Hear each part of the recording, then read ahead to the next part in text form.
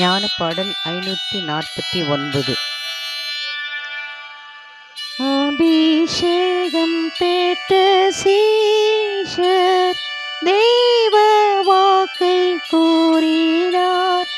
கட்டளை கொடுத்த மீட்பர் கூட இருப்பேன் என்றார்.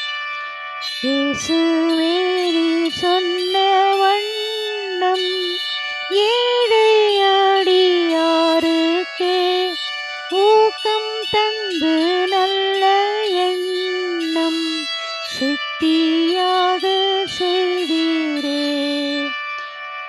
முத்திரிக்கப்பட்ட யாரும் ஆவியால் நிறைந்தோராய் வாக்கை கூற வரம் தாரும்.